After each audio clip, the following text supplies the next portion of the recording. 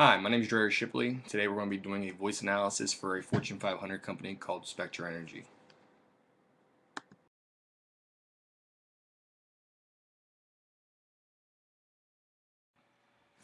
Spectre Energy, who are they? What do they do? What's their background? Who are we talking about today? Spectre Energy is a Fortune 500 company. I believe they rank 493 in the Fortune 500 list.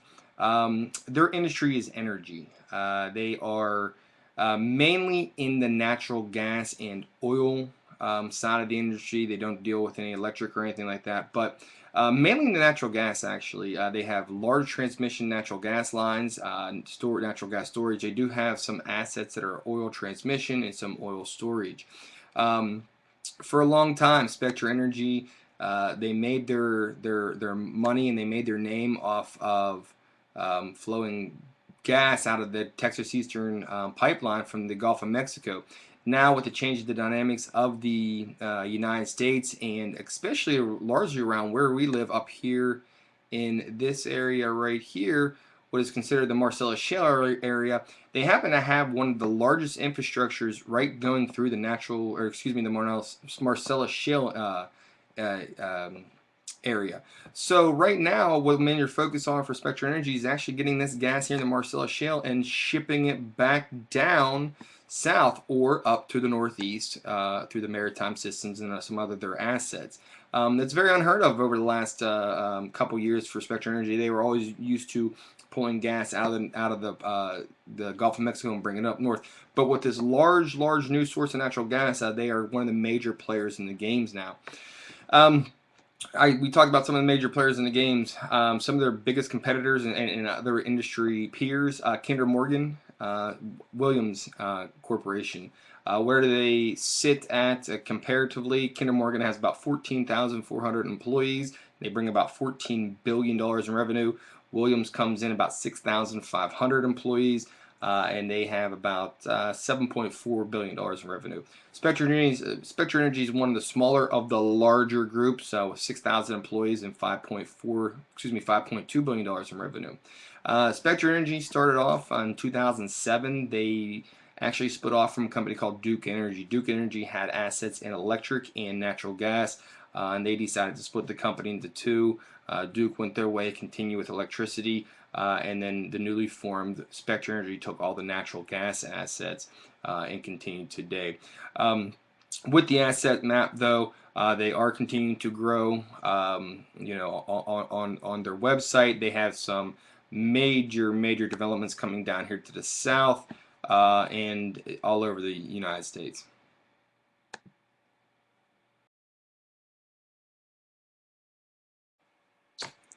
Spectre Energy's income statement. Let's take a look at it.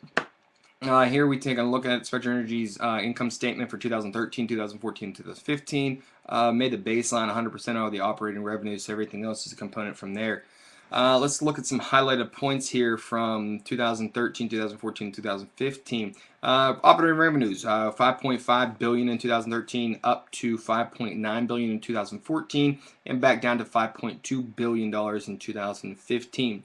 Other factors I wanted on the top half up here is right here in 2015 operating expenses of 835 million compared to previous years of 1.2 billion and 1.1 billion. Going down, you can see that everything has pretty much stayed the same in operating expenses. We're going to come down here, and our major factor here is earning the loss from equity investments at negative 209 million actually, comparatively to 444 million in 2013 and 361 million in 2014, which brings your total other income expenses here in 2015 to a negative $176 million compared to the other 2 years of 596 million and 420 million, which brings our net income to much lower than it has been in the last couple years of 1.1 million, 1.2 billion, and now at 460 million. Their their 10K. We talked about this in the 10K a little bit. Being a natural gas, being an energy sector, they were focused, or they're very focused on transporting gas whenever it's cold out. The 2015 mild winter really put a hurt on them. Also here in the earnings and loss from equity investment was the weak Canadian dollar. That weakened dollar decreased a lot of their investments that they had. They have a lot of investments in the Canadian dollar.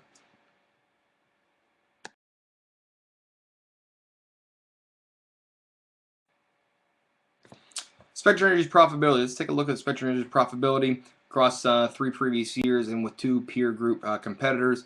Let's start off return on assets. Everything has decreased, as you can see, from 2013 on to 2014 and to 2015 here. As you can see, 4.71 for return on assets and dropped to 1.58. They're pretty much the only thing that has stayed the same is a leverage, and I kind of we'll talk about that in a minute. Don't really like that too much. But as you can see, everything has decreased across the last 3 years for Spectra Energy. But let's compare them to their other industry peers.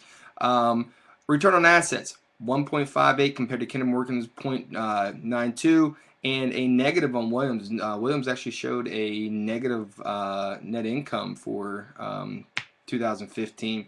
Return on equity, 4.56 compared to Kinder Morgan's 0.25, to another negative on Williams. Leverage still in Spectra Energy is the highest on that. Earnings per share, 68% compared to 12% and negative 175%. And profit margin also the highest. Even though Spectra Energy is the most profitable company in 2015, this high leverage here means that it has a lot of liabilities out there, a lot of debt, which some people might not like when you're looking at investing for that. But it does say something that Spectra is getting high returns on all their assets.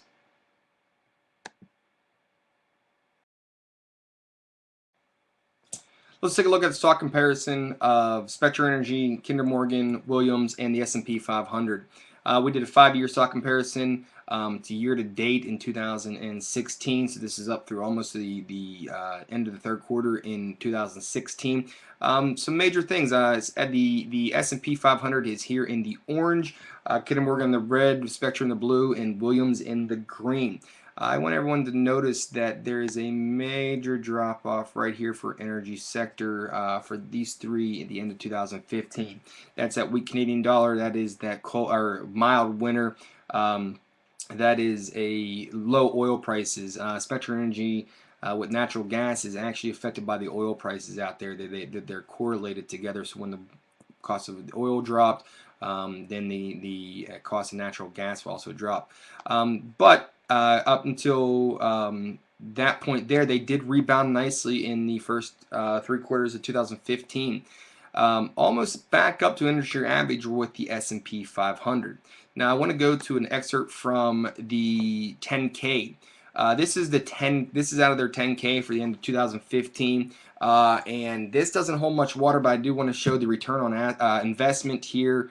Comparatively, the grayed out is Spectra Energy, and the dotted line here is the S&P 500.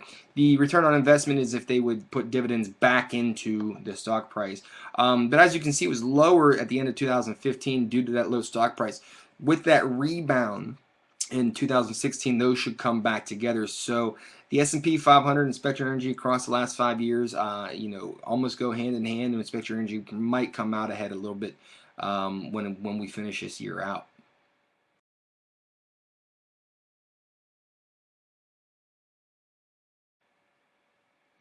So let's take a look at Spectra Energy's dividends compared to its peer group. Obviously, the S&P 500 doesn't pay dividends, but these three do. What I want you to notice is that all these companies pay on a 4-quarter dividend. So that's dividends paid 4 times a year. We have dividends paid back from 2010 on Williams and Spectra, and Kinder Morgan started paying their dividends in 2011. The main thing I want you to notice here with all of these is the rising dividends.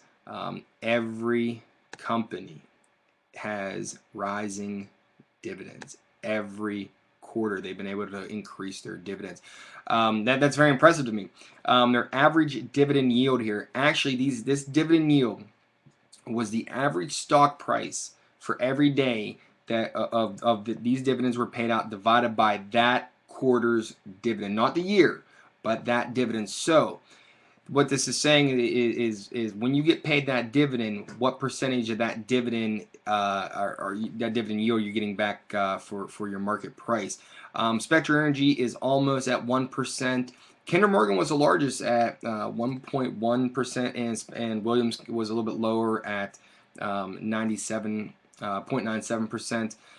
But what this is saying is that you're about around 1% for all these companies. So if you're getting if you've had stock with these guys for 5 years, it's around $30 a share of stock. You're going to be around 30 cents for each one of those dividends for each one of those quarters.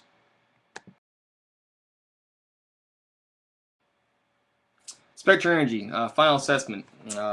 Let's take a look at it. They had a strong gain on their stock for the last 5 years. Comparatively to the peer group and the S&P 500. They other than a hiccup at the end of 2015, that was bad weather. It was a warmer winter for the region and the weak Canadian dollar. They rebounded nicely in 2016. Strong dividend yield. The 40 of the last dividends paid out increased. Every time, just strong dividends, one after another, coming out with a strong dividend yield each time. High profitability, high return on assets, high return on equity, high return on sales compared to industry average. So they are getting their money back for what they have going out there. But they are high leverage and carrying a lot of debt for those assets. Greg Ebel inside the 10K did mention that they were carrying a lot of debt to build a lot of these pipelines that are going on out in the region. They're trying to get into Florida. They're trying to get into the Northeast. They're trying to get into some of these major markets to get this natural gas from the Marcellus Shale, where they sit dead center of, out to these end users and start getting those revenue flows in. And it brings me another point: strong investment from leadership. Greg Ebel and his leadership team. They have the investor in the forefront of what they're doing. A lot of their pay is dealt in stock options, so they have a lot invested in what's going on. But with that said, Spectra Energy had a strong 2016. Now we didn't, the numbers aren't done for 2016, but I did want to mention that you can see this just upward motion. It almost doubled back in 2016. This is from the 10K for the end of 2015. This is Greg Ebel speaking, that his objective is to raise dividends by 14 cents up to 2018. So you can tell again that they have a strong feeling about the stockholder, and they want to keep them happy and keep everything flowing and keep people investing. The last thing I want to bring up is that this wasn't in 2015. It just happened about more than 3 weeks ago. But Spectra Energy just announced a merger with a company called Enbridge, and they're going to create Enbridge Energy. Before I tell you what I'd do if I'd invest in the company, I want to go over this. This is a little bit of uncharted territory for me. I'm not sure what would happen in one of these situations, but from what is coming off the company's website, they are going to create one of the North America's largest infrastructure in energy: oil, gas, solar, geothermal. They anticipate dividends by increased 10 to 12%. Everything that is reading it sounds great, but the merger is in its infancy. So would I invest in Spectra Energy? Yes, I would. On to extent, I want to go out there dumping 50% of my portfolio into it, because you can see the fluctuation it has in its stock prices and things like that. I will keep a small percentage, or if you have it, don't sell it, or if you are thinking about diversifying your portfolio, absolutely go and get it. Great dividends. There is a great potential upside. The leadership has everything right. They're going right. And with this merger here coming in with Enbridge Energy, we'll see how this goes in the future. But it can you can kind of see that they are leading in the right direction. So I hope that helps you, and I hope if you had any questions prior to this, they're all answered. And thank you very much, and have a good day.